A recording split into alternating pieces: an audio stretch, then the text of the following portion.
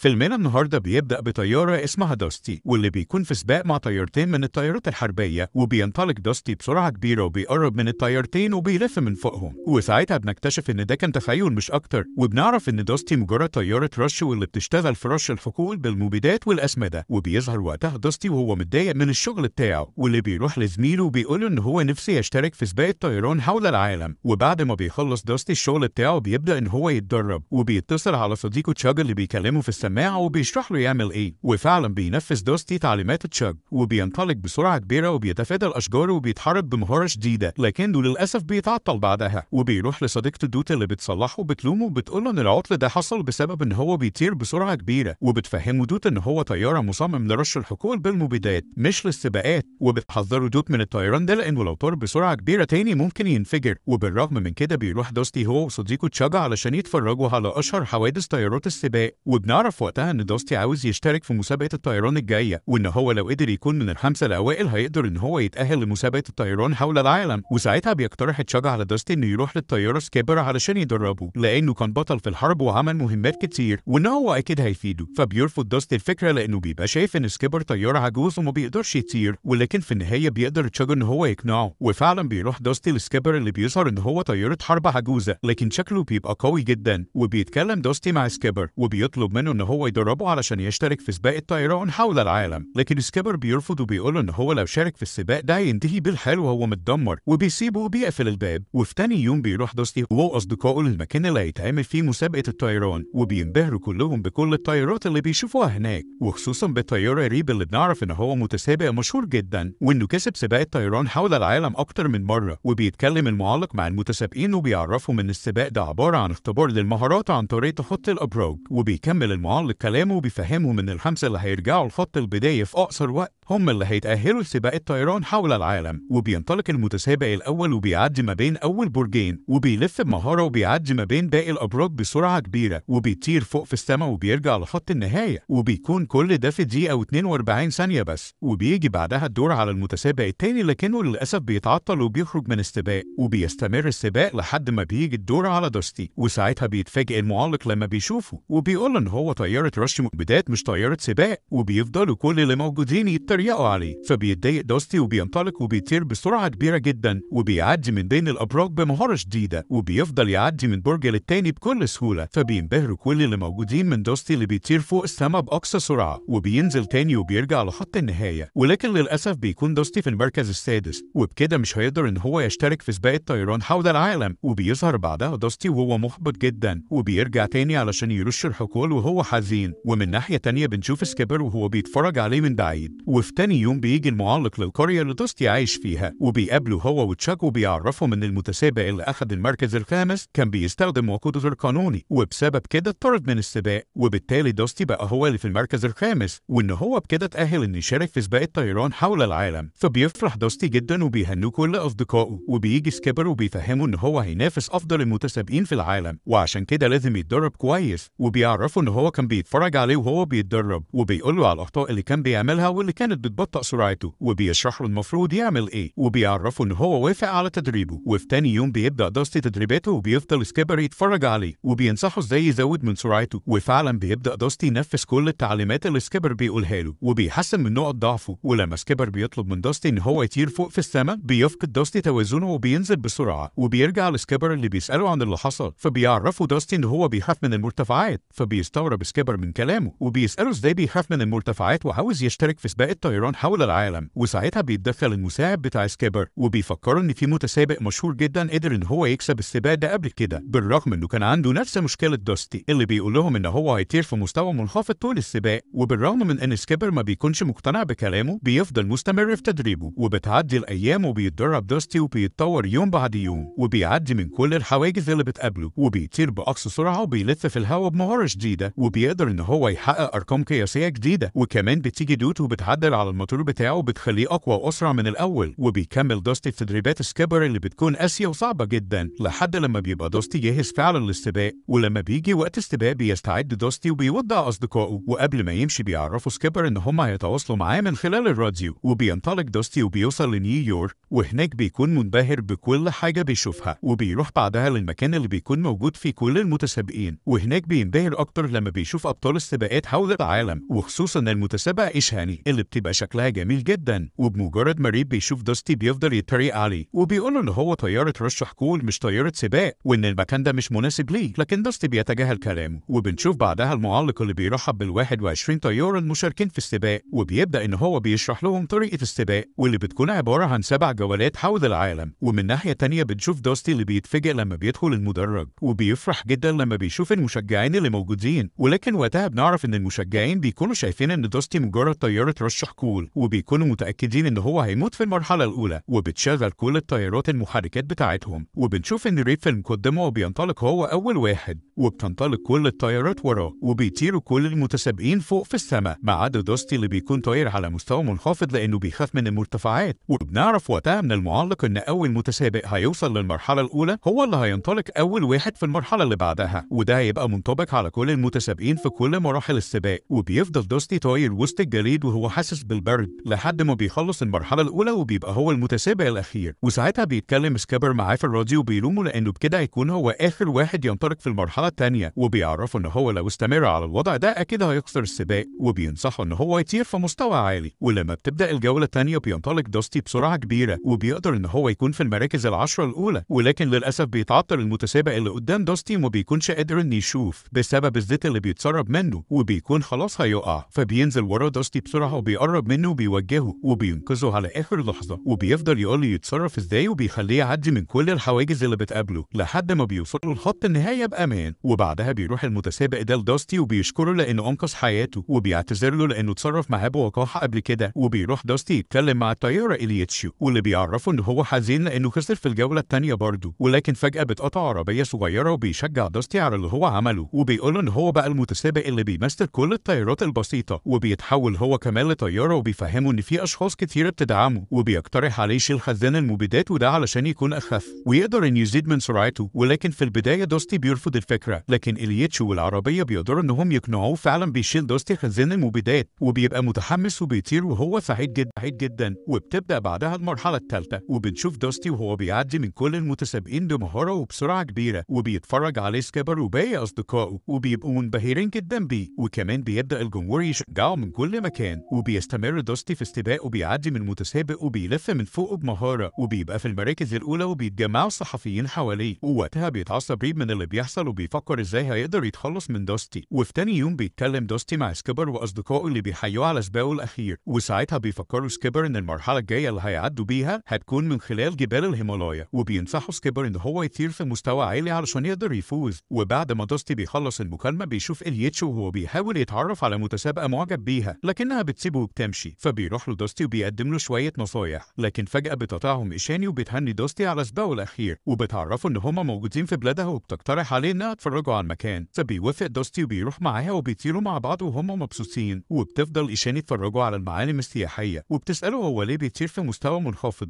فبيتهرب دوستي من السؤال وبيقول لها إن ده بسبب الضغط الجوي. فبتنصحه إيشاني إن هو يمشي ورا قضيب القطر علشان يقدر يعدي من خلال جبال الهيمالايا بسهولة. فبيقتنع دوستي بكلامها وبيشكرها. وتاني يوم بتبدأ المرحلة الرابعة، وبيتوجهوا كل المتسابقين لجبال الهيمالايا، وبتشوف دوستي وهو طاير بشكل منخفض وماشي ورا قضيب القطر، لكنه وقتها بيتفاجئ بوجود نفق في الجبل، فبيحاول إنه يطير في مستوى عالي علشان يعدي من فوق النفق ده. ووقتها بيخاف دوستي جدا وبينزل تاني، لكنه بيستجمع تاني شجاعته وبينطلق بسرعة وبيتجه للنفق، وبيدخل جواه وبيطير بأقصى سرعة وحذر وسط النفق. وقبل ما يطلع منه بيتفاجئ دوستي لما بيشوف إن في قطر جاي في اتجاهه، فبينطلق بسرعة وبيخرج من النفق على آخر لحظة وبيوصل لخط النهاية. وبينبهر دوستي لما بيعرف إن هو أول متسابق وصل من كل المتسابقين اللي بيتفاجئوا لما بيعرفوا اللي حصل. وبيظهر وقتها ريب اللي بيبقى متعصب جدا، ولما دوستي بيشوفه بيشكره على المركز الأول. وبيكون العالم كله بيتكلم عن دوستي اللي بقى مشهور ومحبوب من كل الجماهير اللي بيتفرجوا عليه وهم متحمسين، ولكن ده ما بيعجبش ريب وبيطلب من أتباعه إن هم يخسروا دوستي مهما حصل. وفي الوقت ده بيتكلم دوستي مع سكيبر وباقي أصدقائه، وبيفرح جدا لما بيعرف منهم إن هم هيقابلوه في المكسيك. وفي تاني يوم بتبدأ الجولة السادسة وبيبقى دوستي في المقدمة، وبنعرف من المعلق إن كل المتسابقين هيكون معاهم GPS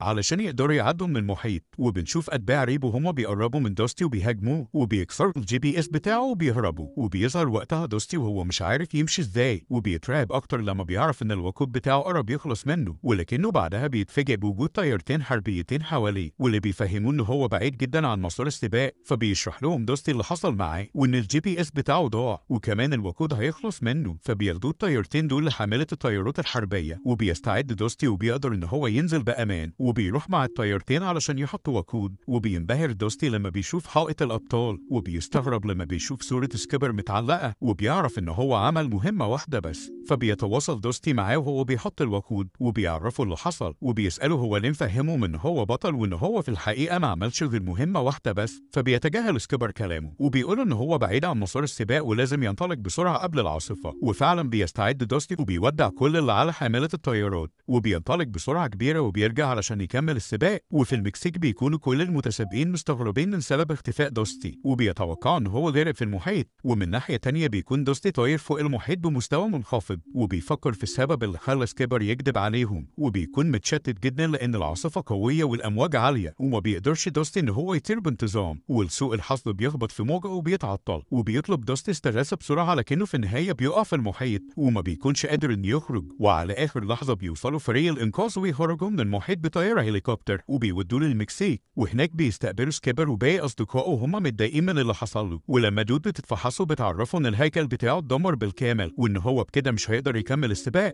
فبيحزن دوستي جدا وبيسأل سكيبر هو ليه كان بيكذب عليهم ونفهمهم إن هو عمل مهام كتير. فبيبدأ سكيبر يحكي له إن هو كان قائد سرب من الطيارات الحربية، وفي يوم من الأيام هاجمهم أسطول بحري وقدر إنه يدمر كل الطيارات ما عدا سكيبر هو الوحيد اللي فضل عايش. وبيفهمه إن ده السبب اللي ما خلاهوش يطير تاني، وبيعتذر له لأنه كذب عليه. فبيتأثر دوستي بكلامه وبيسيبه وبيمشي. وبعد شوية بيروح الياتش وبيقدم أجنحة لدوستي وبيعرفه إن الأجنحة دي هتساعده على الطيران. وبيبدأوا كل المتسابقين يقدموا له قطع من قطع الصيانة علشان يرجع زي الأول. وبتيجي إيشاني وبتديله مروحة جديدة ومتطورة بدل المروحة بتاعته اللي اتدمرت. فبيفرح دوستي جدا وبيشكرهم كلهم. وبتبدأ دود في تصليح دوستي وبتغير له كل الأجزاء اللي اتدمرت. وفي تاني يوم بينبهروا كل اللي في الحلبة لما بيشوفوا دوستي اللي بيبقى شكله اتغير عن الأول بكتير. وبيتعصب ريب لما بيشوفه وبيروح يقوله إن هو مجرد طيارة رش حقول وإن هو مستحيل يتغلب عليه. لكن دوستي بيتجاهل كلامه وبيعرفه إن هو بيقول كده لأنه خايف منه وبيسيبه وبيمشي. فبيقول ريب لأتباعه إن هم لازم يتخلصوا منه. وفي الوقت ده بيكون سكيبر سامعهم. وبتبدأ المرحلة الأخيرة وبنشوف المتسابقين وهم بينطلقوا على حسب الترتيب اللي وصلوا بيه. أما دوستي فبيبقى في النهاية وكمان بيكون فاضل له وقت معين على ميعاد الانطلاق. وبمجرد ما الوقت بيخلص بينطلق بسرعة كبيرة وبيقرب من المتسابقين وبيعدي منهم واحد ورا التاني. وبعد مدة بيقدر يكون في المركز التاني ورا ريب. وساعتها بيقربوا أتباع ريب من دوستي وبيتريقوا عليه، وبيقرب ريب من دوستي وبيدوس عليه علشان يعطله. وعلى آخر لحظة بيتدخل سكيبر وبيهاجمهم وبيطلب من دوستي إن هو يتولى أمر الطيارتين وإن هو هيشتت ريب. فبيتشجع دوستي وبيكون فرحان جدا لأن سكيبر رجع يطير من تاني. وبينطلق دوستي وبيطير بمهارة علشان يهرب من الطيارتين، وبينطلق بأقصى سرعة وبيلف بمهارة شديدة وبيشتت الطيارتين وبيخليهم يخبطوا في الصخور. وفي الوقت ده بيظهر ريب وهو بيطارد سكيبر وبيهاجمه، وبيقدر فعلا إنه يكسر جزء من ديله وبينطلق بسرعة. فبيروح دوستي لسكيبر اللي بيطمنه وبيطلب منه يكسب السباق. فبينطلق دوستي بسرعة وبيقرب من ريب وبيحاول يوصل له، لكن ريب بيطير بسرعة وبيبعد عنه. فبيبص دوستي للسما وبيفتكر تدريبات سكيبر وبينطلق وبيطير فوق في السما وبيستجمع شجاعته وبيتغلب على خوفه وبيطير فوق السحاب وهو متحمس ومبسوط جدا. وبيبص على ريب وبينزل من فوق بسرعة كبيرة جدا وبيوصل لمكان نهاية المرحلة الأخيرة. وبيقرب من ريب وبيلف حواليه وبيعدي منه وبيكسب السباق على آخر لحظة. وبيتفاجئ الجمهور كله من فوز دوستي على ريب وبيبقوا فرحانين جدا. وكمان بيوصلوا كل المتسابقين لخط النهاية وبيحيوا دوستي على المركز الأول. وبيشكر دوستي أصدقائه لأنه ما كانش هيقدر يوصل للي وصل له من غيرهم. وبيروح دوستي لسكيبر وبيشكره على كل حاجة عملها علشانه وبيحيوهم كل اللي موجودين. أما ريب فبيتعطل وبيكون متعصب جدا لأنه خسر السباق قدام طيارة رش حقول. وأخيرا بنشوف دوستي اللي بيكون غير شكله هو وسكيبر وبيفضلوا يتدربوا سوا على حمالة الطيارات. وفي النهاية بيقدر دوستي إنه يثبت إنه أفضل طيارة سباق في العالم بعد ما قدر أخيرا إنه يحقق حلمه.